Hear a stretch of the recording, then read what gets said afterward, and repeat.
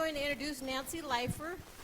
She holds a bachelor's degree, master's, and PhD from the University of Montana, and master's from Princeton University. In addition to 2 stints in the Montana Commerce Department, she's worked with many Montana nonprofits. She served as president of the League of Women Voters of Montana 2017 to 2025. And she currently serves as Secretary-Treasurer of Friends of the Montana Constitution. Her presentation will make you proud, even prouder, to be a Montanan and inspire you to fight to keep our state constitution intact. Nancy. Thank you, Terry.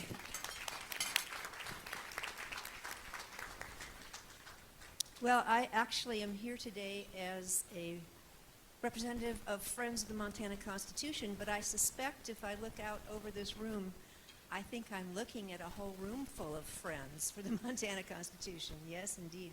So what I wanted to do today was just share with you a little bit about things about the Constitution you may not know, how it came to be, and to underscore some of the provisions I think that are the most critical going forward for democracy in Montana, which is part of the theme that we're going on with this whole conference, supporting democracy.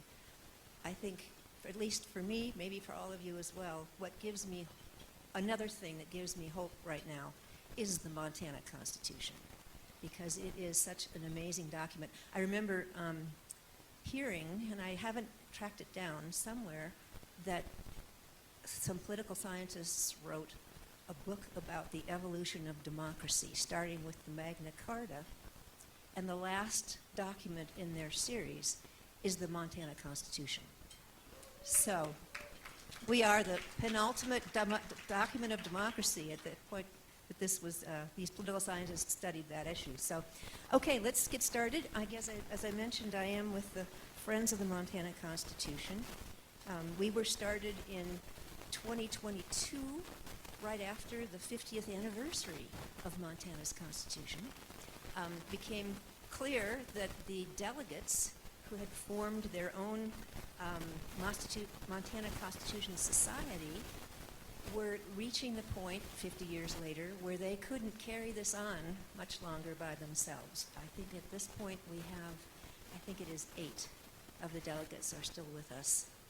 And so they said, let's create a new institution to carry on the legacy of the Constitution. So that is what the Friends of the Montana Constitution is. We are the legacy organization coming from all of those delegates. And we were formed in September of 2022. And this is some of the folks who are involved right now. Welcome lots of other folks being able to be involved as we go on.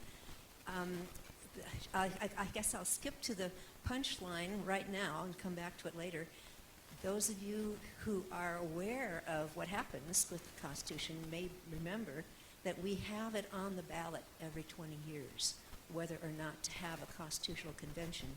It will be on the ballot in November of 2030.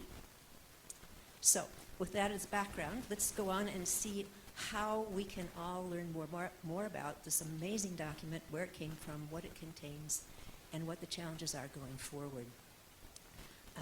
Our mission with the Friends of the Montana Constitution between now and then is to inspire appreciation of the Constitution, to support civic learning about the Constitution in Montana, and to celebrate the legacy of that amazing event that brought those folks together to create this document 54 years ago. So, I'm going to cover living under the old Constitution. A lot of what happens oftentimes is that something new comes along because it's trying to correct the problems that were in something old. And so this is a way of sketching out just exactly how bad things were under the 1889 Constitution and what the 72 Constitution was trying to correct. How did that whole process come to be? There was a number of steps that we went through, including the actual con itself. And what came out of it, of course, is the 72 Constitution. And then moving forward, what are the tools that we have for action that are engaged, that are embedded in our Constitution that we can use going forward. So, just a little bit of philosophical thought for a moment. What is a Constitution? In just a minute, I need to turn my page here. I'm still a hard copy person. I can't imagine trusting my phone. But here it is. I've got a hard copy.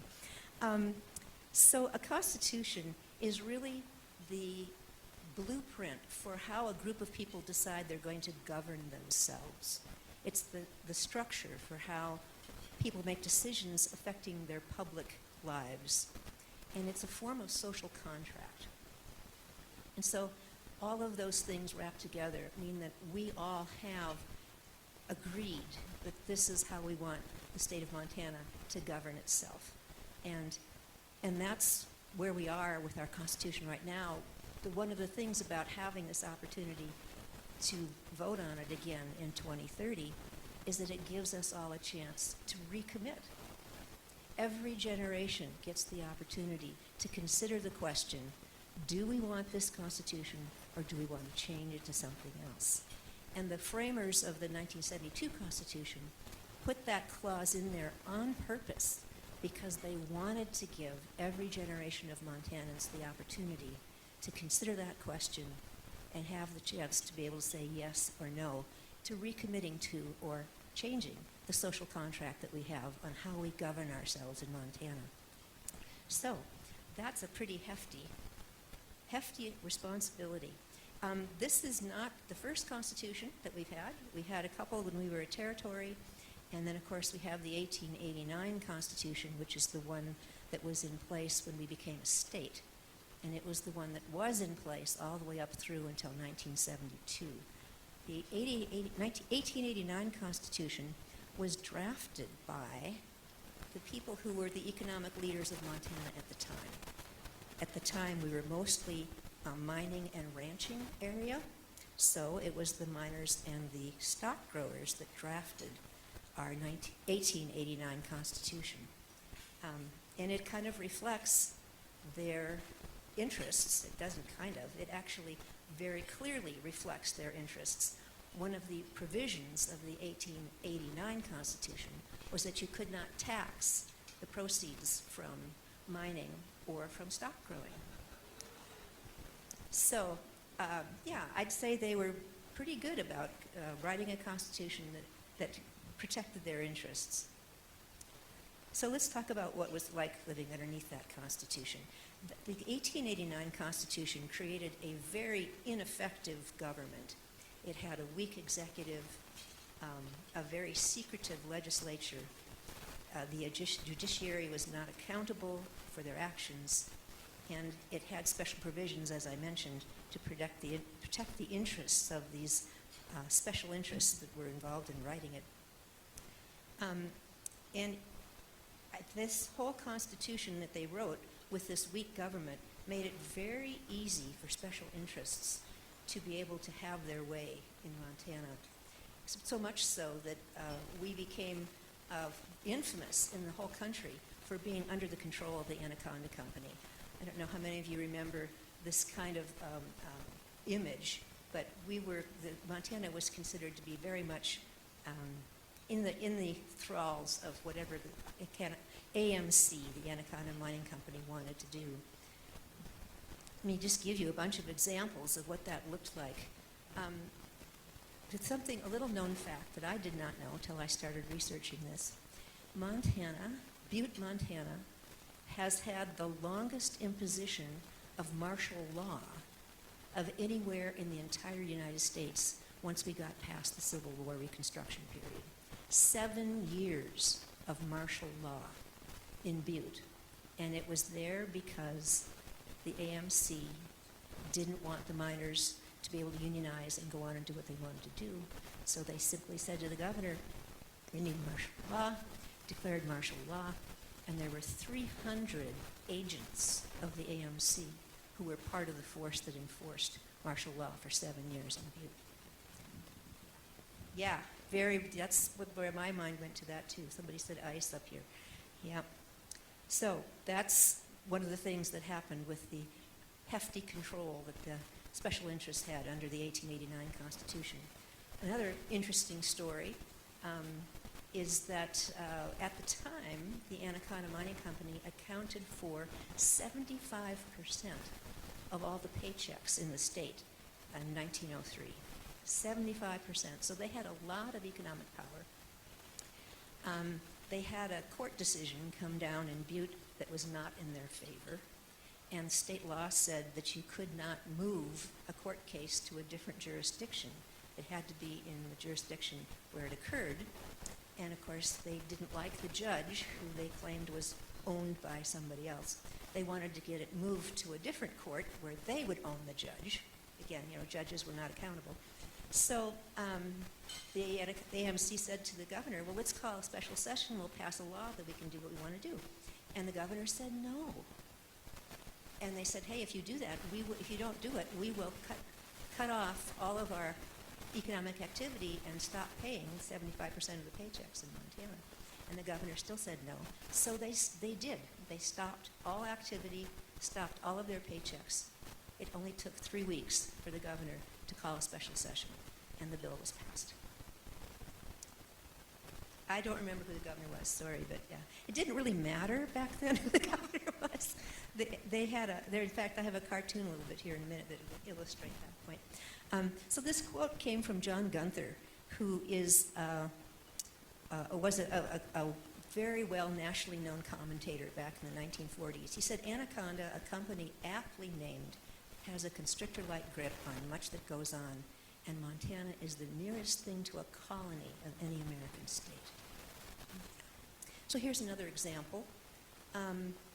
Anaconda Company owned all of the daily newspapers except one in Montana.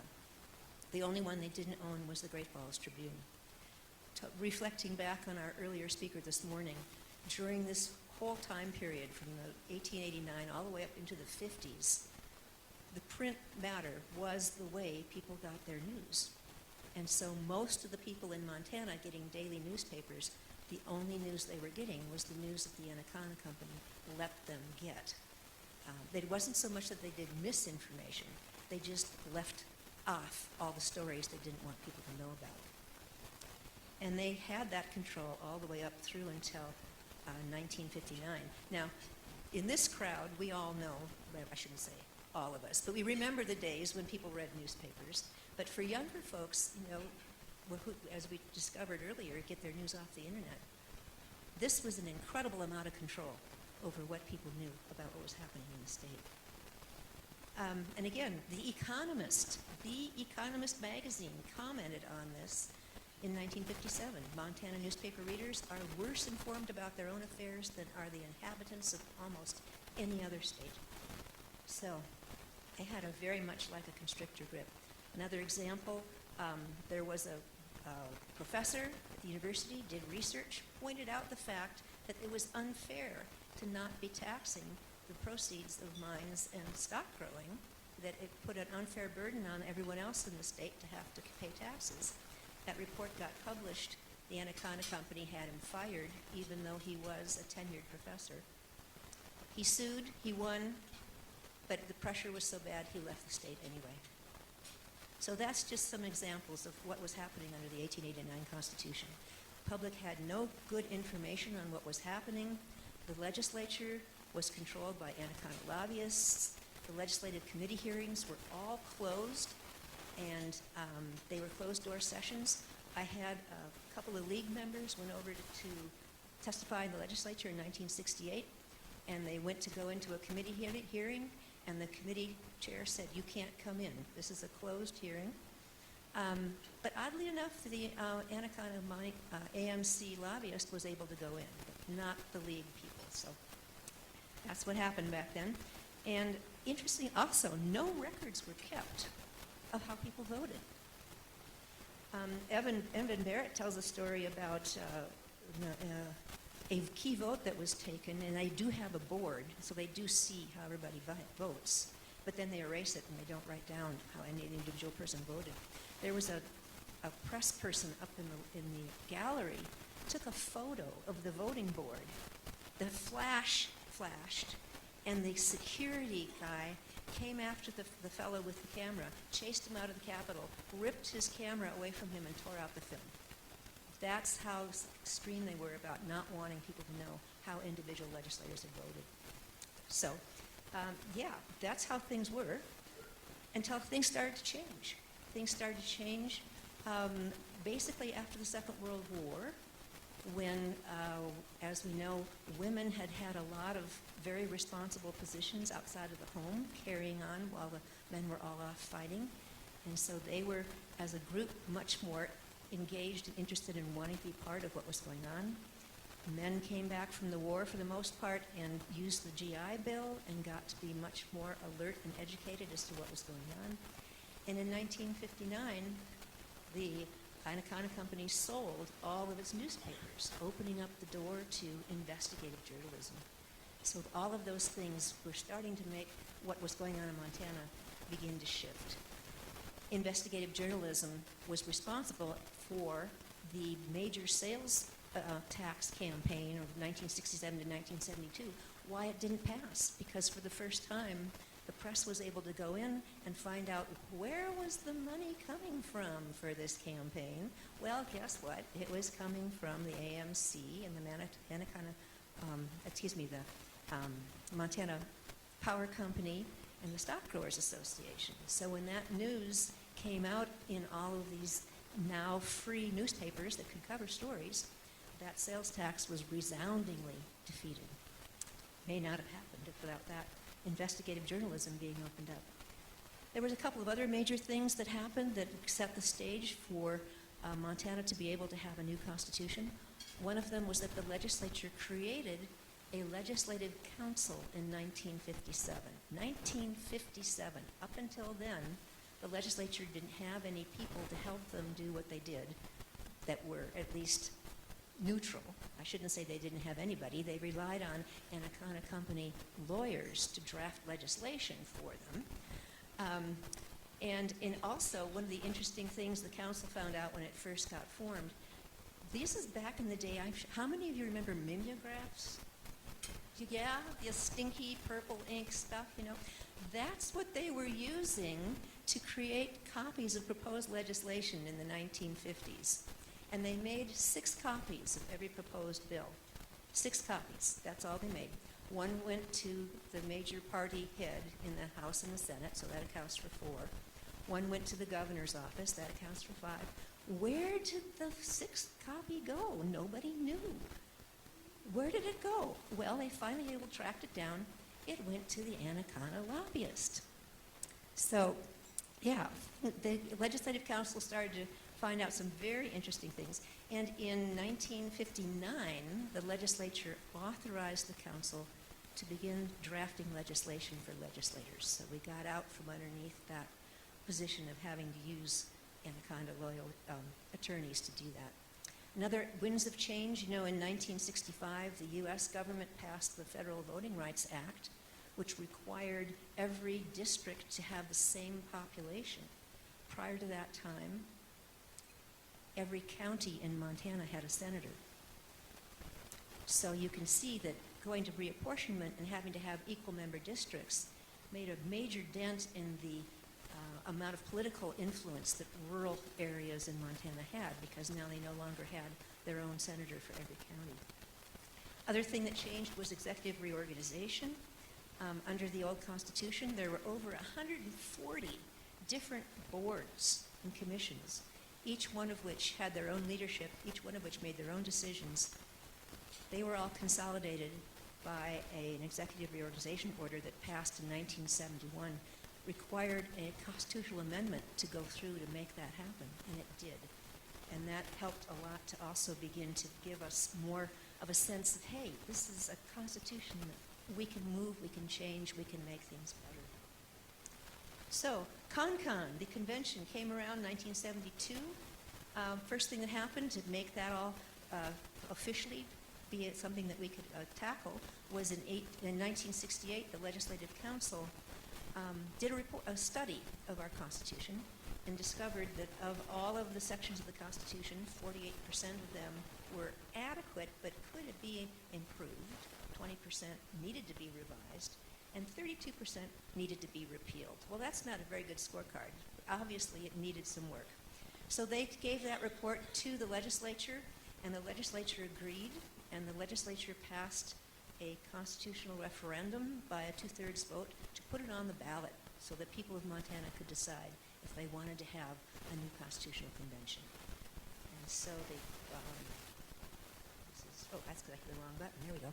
Here's a timeline of all the various things that had to fall into place to get the Constitution. You can see we're kind of in the middle here with this step, which is when it went out to the people, the voters of Montana, to decide whether or not they wanted to have a new convention. It went out in November of 1970, and it was approved by almost 2/3 of the people of the state. Said, yes, we want to do this. We want to try to see what we can do to improve our Constitution. So we were off and running. The next step was to elect delegates. At the time, the state had been reorganized into 23 different legislative districts. They were, in many cases, most of them were multi-representative districts, so people were elected at large at that time. And so the delegates were elected the same way that the legislature had been elected on these at-large districts all around the state. Interestingly enough, the existing legislators could not run to be delegates. The Constitution from 1889 had a provision that said you could only hold one elected office at a time. So all the legislators who were thinking, oh, hey, yeah, we're going to design this to do whatever we want to have for ours, they couldn't do it because they couldn't be delegates. This opened the door to the everyday common citizens of Montana. 500 of them filed and ran to be delegates to the Constitutional Convention. 500 to fill 100 slots. And the election was held on November 2nd of 1971. We elected 100 delegates. 58 of them were Democrats, 38 Republicans, and 6 independents. So all of those folks came together in January of 1972, and there were a number of interesting characteristics of this group that made it very unique. And let me just find the right page here. Just a minute. So this group of folks, when they first got to the Capitol building for their first meeting, I've heard varying stories as how this happened, but the one that sounds most plausible to me is that the folks who set up the room were thinking to themselves, oh gosh, how do we do this? Well, what the heck, let's just do it alphabetically. So they put all the name tags out, and everybody sat alphabetically. And after a day or so of sitting that way, one of the delegates said, hey, this makes a lot of sense. So he proposed that they formalize sitting alphabetically, and that motion passed.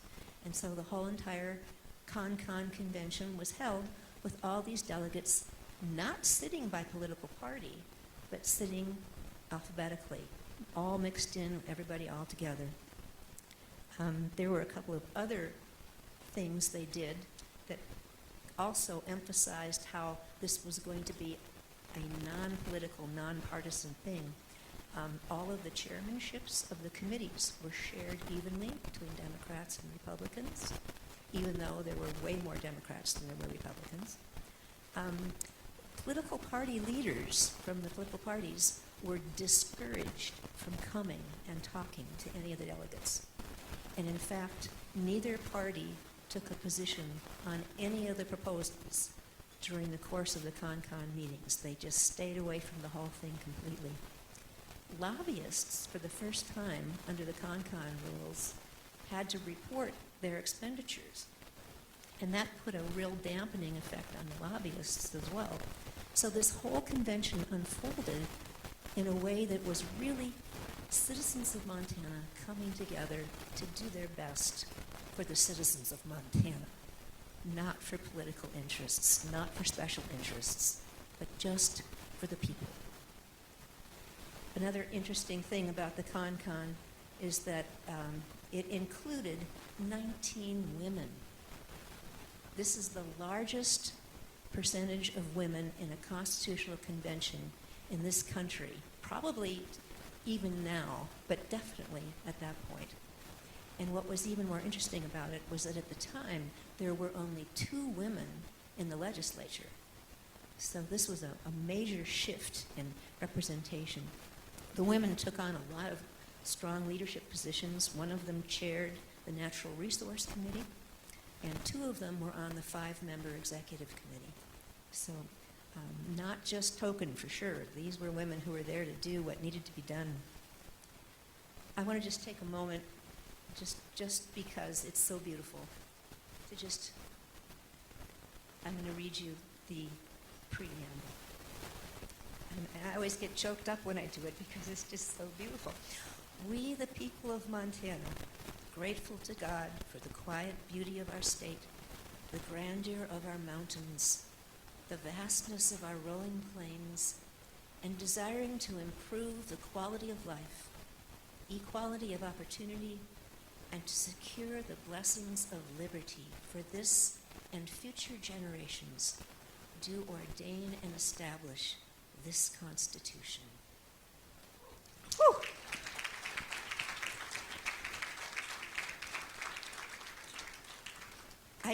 It chokes me up every time. It's just such a wonderful statement. And the thing about the delegates is that they had an incredibly high amount of faith in the ability of everyday Montanans to be part of the governance of what happens in our state.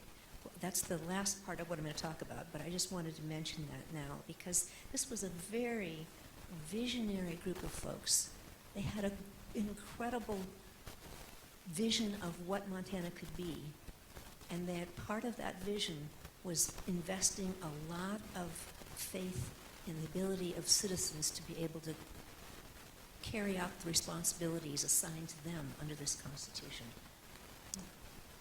So here we are. Last stage of the whole process, of course, is that it had to be approved by the people of Montana. So it went to an election in June of 1972, and it passed by a vote of 50.5%.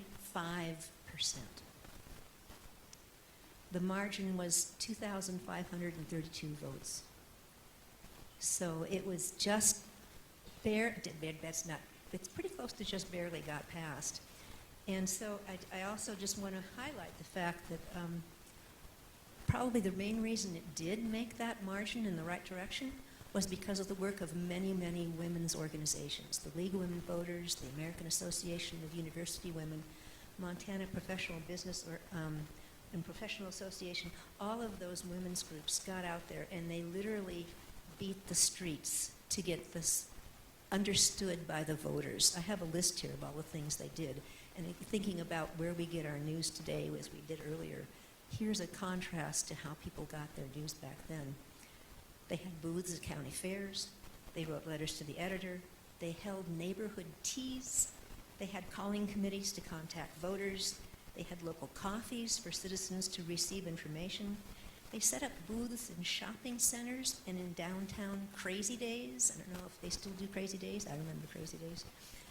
They called into radio shows, printed and handed out pamphlets, marched in parades, encouraged proclamations of support from civic organizations. They pulled out all the stops, boots on the ground, and succeeded in getting this passed by 0.5%. So, yeah. So what did we end up with then with this new Constitution? What's in here that is so different from the old one, and what it is that we have to build upon at this today? Well, the first most important thing is that we have a very strong Declaration of Rights. At the time it was written, there were 35 of them, and they kind of fall into 4 different areas. Probably most importantly, this being Montana, in which we kind of tend to lean kind of libertarian in many ways, the Constitution protects people from government abuse. That's one of the largest things and most important things it does. It protects minorities from runaway majorities when it comes to basic rights. It protects people from the concentration of power in the private sector, and it provides citizens with the means by which they can more effectively participate in public life. So those are important rights that were put into the Constitution right off the bat. Again, in contrast with the old one, the executive branch was now formally limited to only having 20 departments and had a very strong governor, so that it was much more powerful structure than had existed in the 1889 Constitution. The legislative branch had single-member districts. 1972 Constitution created single-member districts for Montana, which of course we still have today. It most importantly also created an independent reapportionment commission.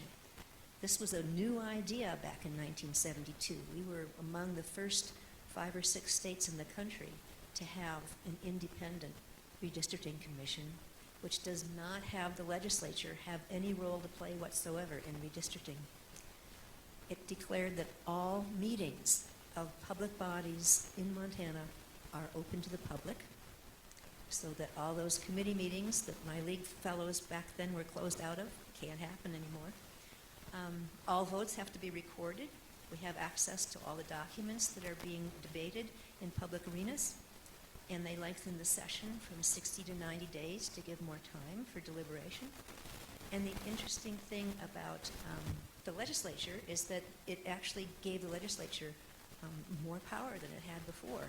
But with single-member districts, it would be more representative than it was then. Judicial branch was an area that had also a few reforms.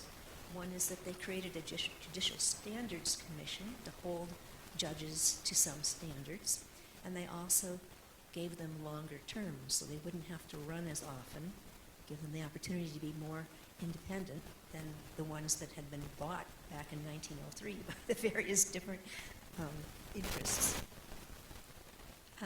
Their revenue and finance was another critical area that there was a lot of changes. Used to be that counties would do their tax appraisals, each one using their own methodology, no standardization across them, and also not only just equalize the criteria, but actually had the appraisals be done by state-trained appraisers. Appeals. Before that, you could not get an independent appeal if you had something with your tax bill you were concerned about. We now have an independent appeals board. And of course, interestingly enough, we have the coal severance tax. So we did not repeat the error of the 1889 Constitution and letting mining interests do whatever they wanted to. We said, no, you're going to share your wealth with us. We're creating a severance tax on coal. So that's a lot of the things that were in there. The additional ones that are also really important and somewhat unique, if not completely unique to our Constitution, is the commitment in the education section to preserve American Indian cultural integrity. There's the right to a clean and healthful environment, the right to privacy, and one that I don't think very many constitutions anywhere have, the right to dignity. So, yes, we have a very full Constitution, and all of those provisions are really important to the content of what our Constitution gives us.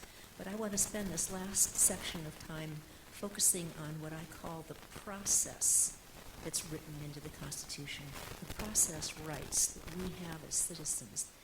Because the interesting thing about constitutions is that you can change the content, but how does the content get changed?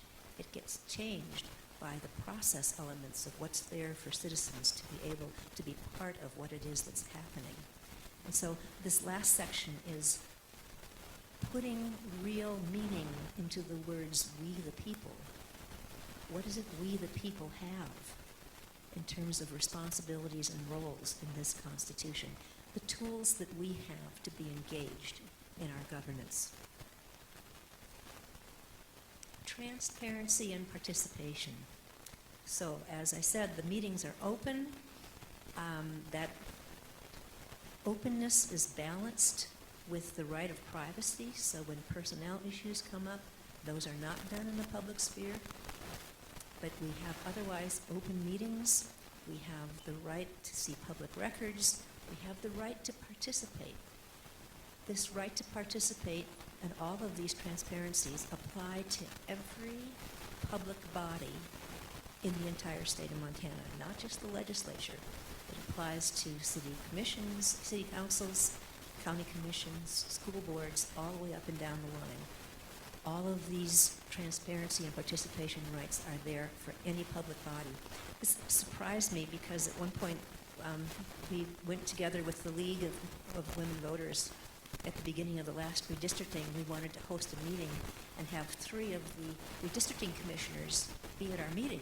And they said, well, we can't do that because anytime we have a majority of the commissioners in one place at one time, it is by definition a public meeting.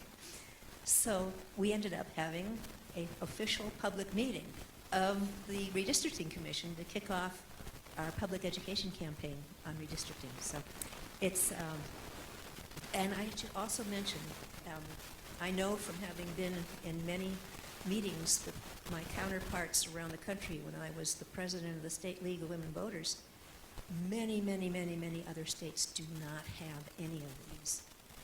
Many people in other states have to struggle to even get copies of what's being proposed, and they don't know what's going on behind closed doors. So we take it for granted. It is not the way things work in a lot of places. One of the other areas in which we have a lot of flexibility to be able to be part of what's going on is in local government governance. They created self-governing powers in the Constitution so that our local governments can take on as much flexibility as they want. They can consolidate, which they couldn't do before. And, as I mentioned earlier about this opportunity to consider and recommit to how we govern ourselves, local governments get to do that every 10 years. You may all remember it was on the ballot in 2024 for every incorporated town, city, and county. Do you want to or do you not? We have the citizen initiative power, and interestingly, we have 3 things that we can do. We can have the initiative process to propose amendments to the Constitution. We have the citizen initiative process to propose laws, and we have a referendum process to veto already passed legislation. If we deem that the legislature has made a mistake and we don't want that law, we can go in and get it undone. These 3 provisions are only available in 15 states in the country, and we're one of them. This is just a quick outline of how that initiative process works. You need to get the language approved. I will say that the legislature determines what this process is, and as you may know, they've been messing with it lately, adding a few steps that are, from my perspective, totally unnecessary.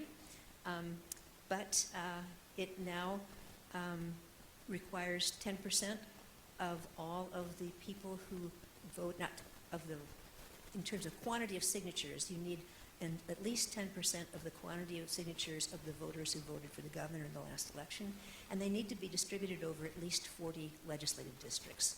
Internal to each one of those must also be 10%. So it's a high bar, but not that high. We've amended our Constitution 36 times already. So there are some out there right now. I'm sure you're all aware of what these are. There's also a statutory statutory initiative out there that just got approved the last day or two. The one on the Montana plan is back in the running again. As a organization, the Friends of the Montana Constitution doesn't take positions on proposals, but we try to help people know that they're out there and what's going on. So those are the ones that are out there this year. Busy year for constitutional proposed amendments. Now, lastly, there are several ways in which we can have a new constitutional convention. The legislature can call for one. It takes a 2/3 vote of the legislature, and if they do that, it then goes out to the voters, and the voters would have to, again, vote for it by a majority vote. We can also have a constitutional convention by initiative by citizens themselves, same process as you would use for amending the Constitution. And then the third option is that we have this on the ballot every 20 years, as I mentioned earlier, and it is coming up soon. Again, this is our opportunity to be sure that we as citizens understand and agree with the way that we're governing the state. And if we don't, we have this option to do something about it. So this is what it looks like. This was the one that went out in, the last time it was on the ballot was in 2010. I don't remember it. Does anybody else remember it? No? No, not much. We'll wind us up, okay? When it was first on the ballot in 1990, it passed by 83%. Last time, in 2010, it passed by 57 or 58%. So the percentage of people who are looking in favorably at it is going down. The League of Women Voters did a poll in 2023 to ask voters. It was the League and Montpurg, and we did it through the political science department at MSU. And we got back statistics that indicated from our poll that 46% of the population, if it were on the ballot today, would vote for it. 7% would vote against it. But here's the key one that I want to focus on. 47% did not know how they would vote were it on the ballot today. So to me, that means we have a huge educational project ahead of us to help share with all of our fellow Montanans. What is the story here? What's going on with our Constitution? Make sure people know and understand what's in it between now and 2030 when that next vote comes up. This is what it looks like, and it's worded a little oddly. So the key thing to remember is that if you look at the bottom, if you vote yes, you're voting for having a new convention. If you want to retain the convention, retain the Constitution we already have, you vote no against it. So this is what it will look like when it comes on the ballot in 2030. So we're interested as an organization to try to get as much information out to people as possible, engage as many people as possible in learning about the Constitution. And in that vein, we are constituting this year, for the first time, Montana Constitution Day. I don't know how many of you know there is a Constitution Day in September for the U.S. Constitution. This one is for the Montana Constitution. Technically, it should be on March 22nd, but March 22nd this year happens to be a Sunday. So we're going to do it on the 20th, and it's going to be in Helena at the Montana Heritage Center.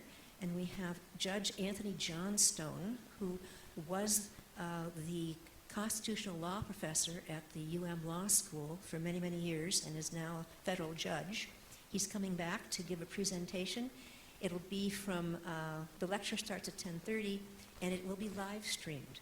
So any of you who are interested in wanting to watch this presentation on the Montana Constitution through time, that would be on Friday, March 20th. And if you go to the website of Friends of the Montana Constitution to the events page, there's a link there that you can then sign in and observe this live streamed. You don't need to sign up ahead of time. So, resources on the Constitution. Anything that you can do to help get people interested, here are places people can go to find out more about it.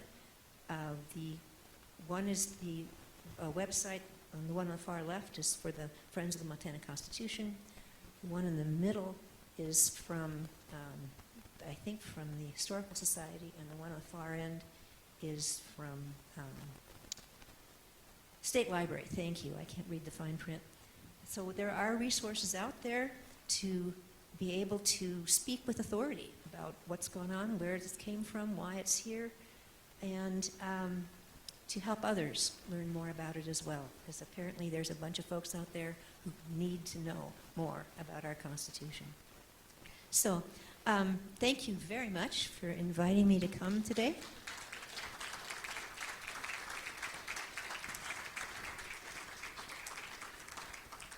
We did have copies of constitutions for everyone. Everyone got one? Yes? Good, wonderful. We have lots more of those. If you have other folks you want to get them to, just contact us. We have a contact on our website for handing out to school groups, whatever. And I just invite all of you. Throughout this conference, we've been talking about what can we all do. I think going back to that 47% who don't know, what I would invite you all to do is to keep in mind the initial vision that the delegates had, that this Constitution is not a partisan document. This Constitution is how we together agree we're going to govern ourselves. And to go out and approach people and help them understand this Constitution as one Montanan to another, and not in a partisan fashion, because in point of fact, this is not a partisan document. It is a contract that we share with each other on how we are going to make our decisions. So with that, I will say thank you very much one more time. Thank you. Thank you so much, Nancy. That was fabulous. Really appreciate you being here.